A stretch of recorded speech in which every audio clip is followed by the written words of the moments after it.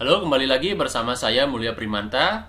Di video ini saya mau menunjukkan satu cara di mana kamu bisa mendapatkan extra income tanpa perlu stok barang. Nah, jadi kamu bisa gunakan marketplace apapun yang ada di Indonesia, baik itu marketplace orange, marketplace hijau, dan lain sebagainya. Nah, kamu cari produknya di sana, lalu kamu bisa jual di marketplace lain, atau mungkin dengan metode yang lain. Jadi misalkan nih, kamu mengambil barang di marketplace orange, lalu kamu jual dan beriklan dengan Facebook Ads, kamu jual di dalam websitemu. Jadi kamu siapkan landing page, berisikan penawarannya, produknya, gambarnya, dan juga harganya. Nah, jadi kamu di sini, di marketplace ini, kamu harus riset dulu produk apa yang banyak dicari orang, terus juga harganya masih terjangkau. Jadi kalau bisa cari yang harganya di bawah 30.000. Nah, dengan begitu maka kamu akan lebih mudah dalam menjualnya. Nah, contoh nih, misalkan jam tangan gitu ya. Coba kita search. Nah, pastikan ketika kita mencari barang di marketplace, itu adalah si supplier ya. Jadi langsung tangan pertama si suppliernya, supaya kita bisa mendapatkan harga yang paling murah, paling terjangkau gitu. Jadi jangan kita memesan dari distributor atau tangan kedua atau tangan ketiga dan seterusnya. Jadi kalau bisa langsung ke yang bikin produknya. Nah, contoh nih, misalkan nih kita udah lihat ya di marketplace orange ada banyak sekali penjual jam. Nah, terus kita searching nih yang harganya di bawah 30.000 yang mana. Nah, contoh nih, misalkan yang ini ya, ini contoh aja, dan ini juga penjualannya udah cukup banyak ya.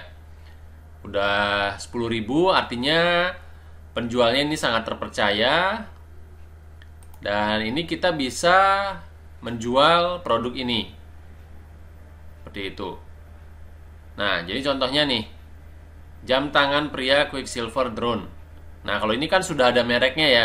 Nah, kalau misalkan sudah ada mereknya, biasanya akan lebih sulit ya untuk menjualnya, karena ketika nanti orang melihat di Facebook, nah dia akan bisa searching di marketplace dengan mengetikkan nama mereknya. Nah, kalau bisa jangan yang ada mereknya, jadi yang netral aja gitu. Nah, coba kita cari yang lain ya. Misalkan ini ya. Ini ada jam tangan pria. Jadi ini harganya hanya 19 ribuan, tapi kelihatannya cukup mewah ya, elegan ya.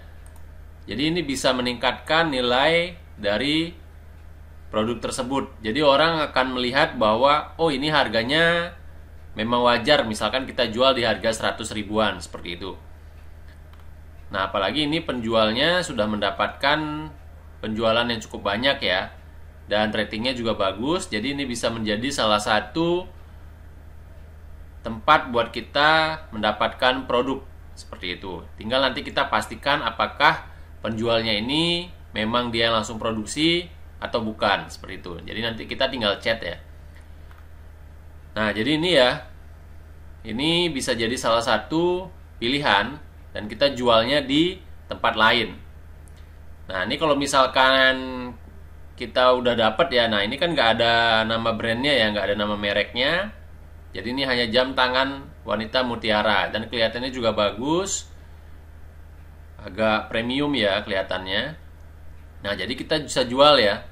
Nah, kita bisa apa harganya. Nah, kalau ini misalkan 20 ribuan. Nah, kita kalau bisa jualnya itu profitnya minimal 100 ribu ya, karena akan lebih mudah untuk menjualnya. Karena kan kita harus beriklan ya, bayar biaya iklan seperti itu.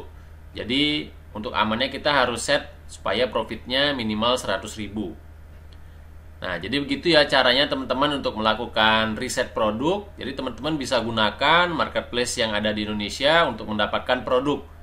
Jadi kalau misalkan teman-teman belum punya produk tapi ingin memulai bisnis, ingin berjualan, nah cara ini bisa dimanfaatkan.